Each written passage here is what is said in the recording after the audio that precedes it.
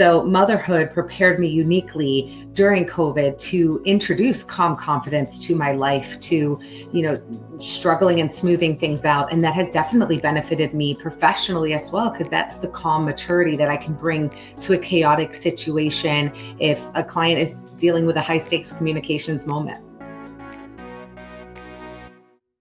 Welcome back to Amplify with Jess Ekstrom, where we amplify your ideas, your influence, and your income. Today, our guest is Caitlin Gardner, who I actually met when I was speaking, and she is the master of what she calls calm confidence. I definitely need the calm part. This is the art of maintaining clarity and composure when, let's just say, stuff hits the fan and the stakes are high. Caitlin is the founder of a strategic communications firm and has spent her career helping top companies navigate chaos, especially during moments of unexpected crisis. Caitlin is also now our Mic Drop Club host for Tampa. So if you want to improve your public speaking skills, head to micdropworkshop.com/club and pick a city near you or join us virtually. In this episode, we'll talk about the power of preparation, how to build your reputation bank account. I've been thinking about that ever since. So people can give you the benefit of the doubt and the professional insights she's gained from staying calm during a truly chaotic delivery.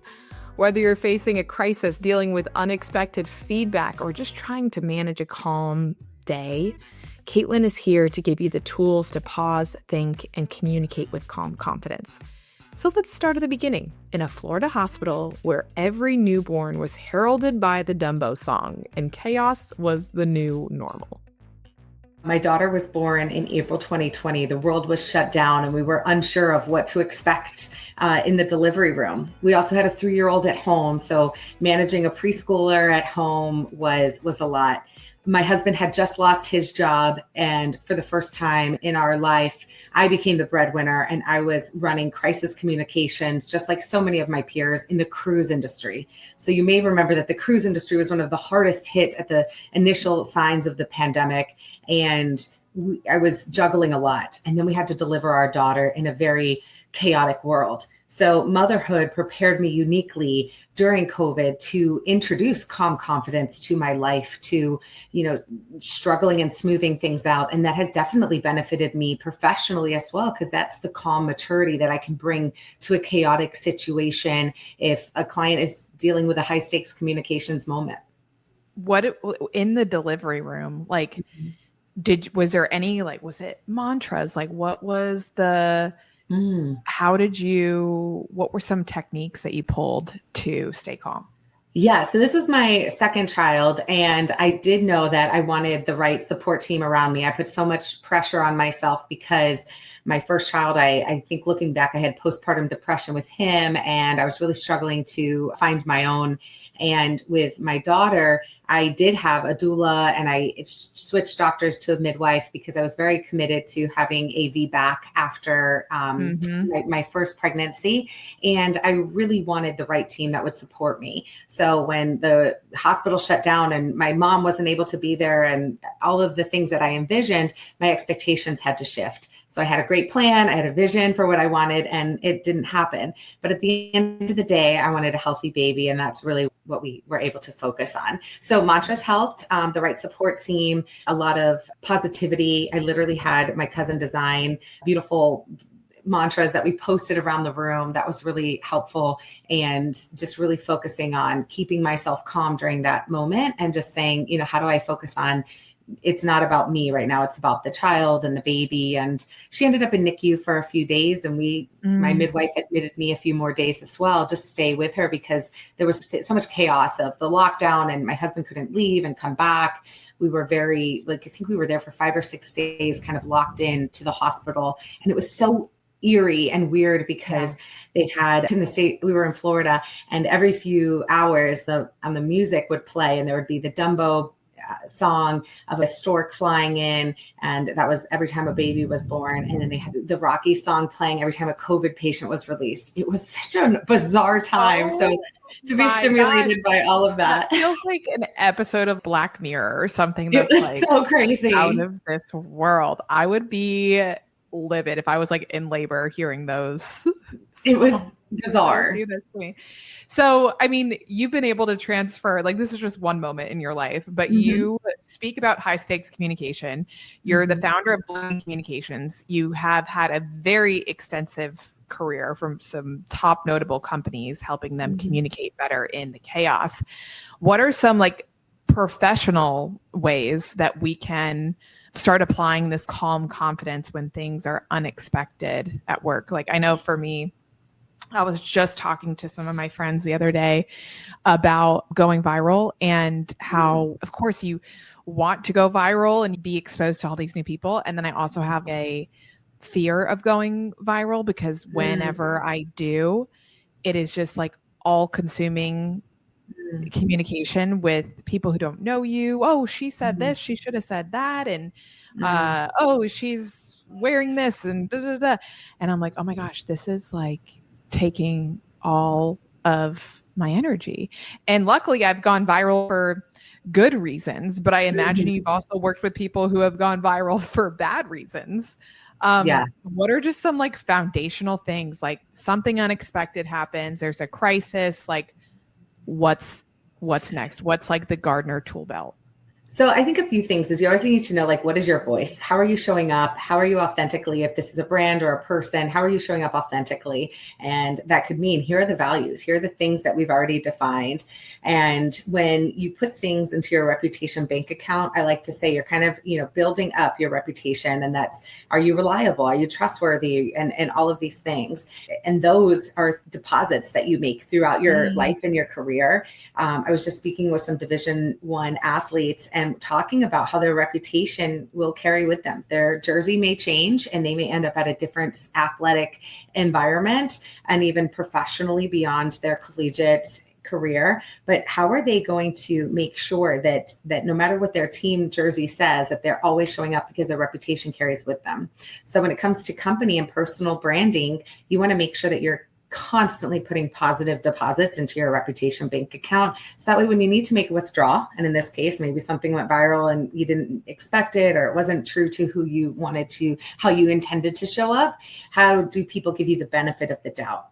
Also, I think, assuming good intent is something a wise person always shared with me. Always assume good intent for the person across the board, across the email.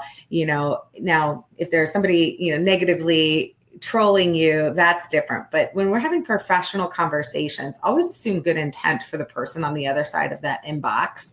I think sometimes things can get lost in translation. So I also want to make sure that people do try to think about, like, hold on, what was the intent here? Did they mean some good feedback? Are they trying to tell me something?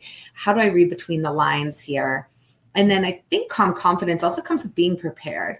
So admitting that, yeah, you might have something where you fumble publicly. How do you address that? How do you want to show up? And kind of going through that. So we call that in the corporate world like a tabletop exercise, where you're like, okay, here's the scenario. This whole thing happened. Maybe it was a cyber attack or something like that. And we go through, all right, what is the CEO saying? Or how are we responding to that? How is the customer service being responded to? What is happening with our phone system if it goes down? If our point of sale or e-commerce site crashes, how are we handling that with customers who are expecting us to have a really successful Black Friday experience? So being prepared for the possible scenarios and not burying our head in the sand, but being like, yeah, that could happen. And I'm not trying to be negative here, but if that does, how are we showing up with clarity and calm confidence? Because the stakes are always high. We talk about that in Mic Drop. Like, of course you want the best case scenario to happen when you're on stage. You want the standing ovation. You want, everyone to be laughing and crying. But like, I've tripped going up on stage. I've like slipped and said a word maybe I shouldn't have. I've had a dog barking. I had the fire alarm go off once. And so we talk about like, well, what's the worst thing that could happen? Like, what are you actually afraid of? And imagine that it did. What would you do about it? Because like you're saying, just being prepared and knowing that you can be agile and handle it is like really helpful when it comes to calm confidence. And, of course you want to imagine the best case scenario, but sometimes imagining the worst is really helpful as well. Going back to what did you call it? Your reputation bank account? Bank account. Yeah. I love that.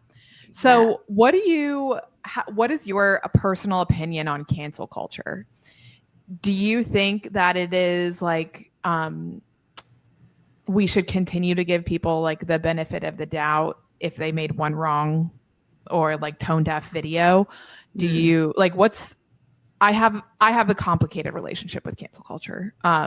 Because in my case, let's just say I did something that I didn't mean, or maybe I did need to learn a lesson and people got upset about it. I would hope that I could take from my reputation bank account and say, educate me. I'm so sorry. Won't happen again.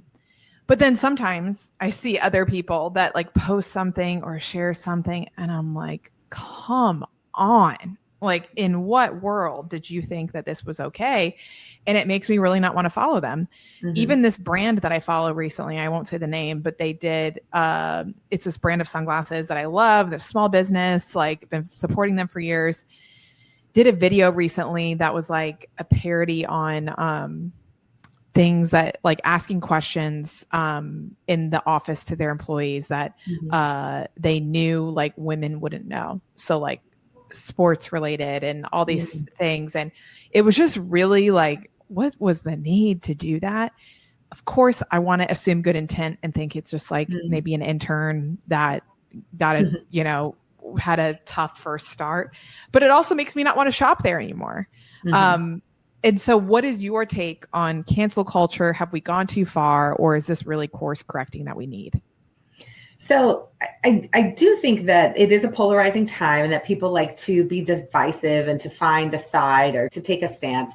But I think as brands, it is important to think about what are the pillars that we will always stand behind? What are the things that do matter to us? And that could evolve as leadership changes happen or as brands evolve or as terminology and sensitivities evolve.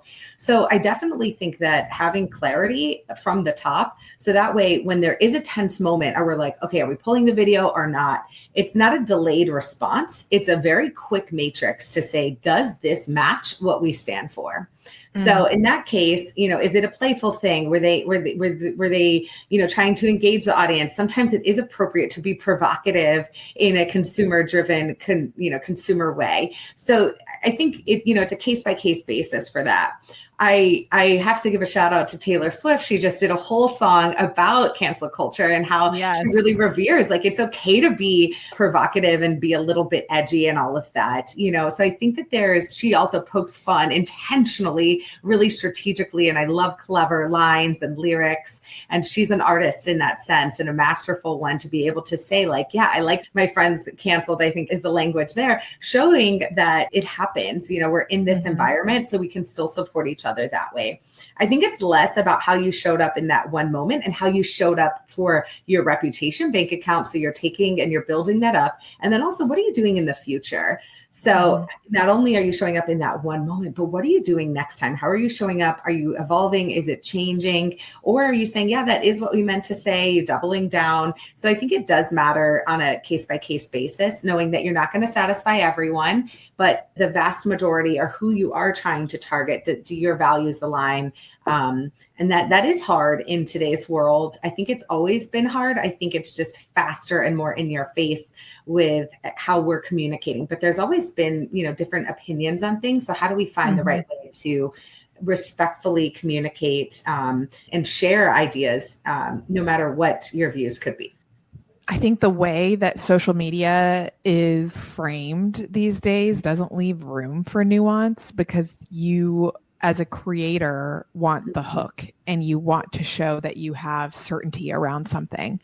And so it's like, stop, I'll give an example, like, our social media, we had a post, it didn't go out, but when I saw it, I was like, oh, I don't like the way that this is framed.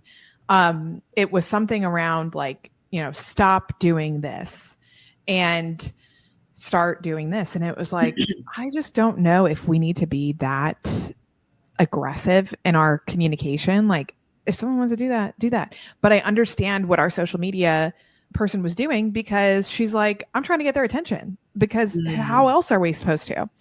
And so in this world of like hooks and like, listen to this and don't believe that, it's so hard to do it and leave room for nuance. And I think that falls into your value proposition, that you want to be authentic, you want to be encouraging to different styles, inclusive, you want to be encouraging to women who are hoping to find their voice, tell their story. So that matches what you said, but there's different ways to tell your story. And maybe there is somebody who's doing that thing that we said not to do, and it's masterful and it's working well for them. So I think why communications matters, and why communications, intentional communications, especially for growth-minded companies who are looking to, expand or to grow. Maybe they have one location, they want to get bigger. There's no way that one person can operationalize and do all of that on their own. They need their team. So they need to find team members like you have to say, okay, here's the framework we're working with. Here's the filters we want to think through and justify that. That's why a strategy document, something that may say, what is the strategic goal of that post? Is it to drive engagement? Is it to be provocative? And if it is, great, let's be very clear that that was designed to do that. And there could be an appropriate time for that type of language. So I think just as long as we can justify the rationale and be intentional about it, that's great. I have a client who's like, oh yeah, we went viral and a few times and it drove sales and it was so organic. And what we want to do is we love those moments, of course, but it actually creates other trickle down issues because maybe they weren't able to take inventory. The website crashed. They didn't have enough on the shelf. So instead, let's create and be intentional about these waves and these moments. Let's make sure we know which influencers we want to work with intentionally. So it doesn't mean that we don't want to go viral and have organic coverage, but we do want to make sure that we're very clear so that way we can meet the goals and we can maintain what growth looks like. So that way they have a good customer experience too. Because as soon as you go viral and then no one's responding to the comments or people aren't able to fulfill orders, that's going to be a negative thing too. So from a business perspective and brand perspective, we want to make sure that we're trying to be as intentional as possible. Do you think, and you might have just answered my question with intentionality, but do you think that brands, including people, because obviously at Mic Drop, we work with people who are brands. That's right. Do you think it's, how do I want to say this? Getting involved in having a point of view about what's happening in the world, or being involved, even a few years ago when Johnny Depp and Amber Heard were, in trial, the company that I first started wanted to create a post around it because it's what was going viral, even though we had nothing to do with it. And I was like, I just don't really feel good about inserting ourselves in this conversation just for the sake of exposure when it has nothing to do with us. But I also see brands like Ben and Jerry's, that are even though, Jerry just stepped down, but that have made it a point and a part of their brand to be involved and have a point of view around things. What is your take on that? Because it's something I grapple with, I think, almost every day and with every headline. Yeah, I mean, I think everybody has different passion projects. So if you find one that aligns with you, and if that could be a nonprofit, a political organization, even a mantra or a mission that you're focused on, I think if it matches who you are and you can add depth to it, I think that works. Now, the one that you mentioned of something went viral and we wanted to be trendy and everything like that, that probably, I agree with your analysis, that probably didn't feel right to who you were. What's the thing, not only in that moment, but what's the thing are you doing after that? How are you building on that? Other ones, I work in the food and retail industry a lot. Sometimes there's a lot of food trends or recipe trends. Well, that makes sense for those types of brands to insert themselves there, right? Right. Right now, if there's a showmanship or a theatrical thing that you might want to comment on, that makes sense.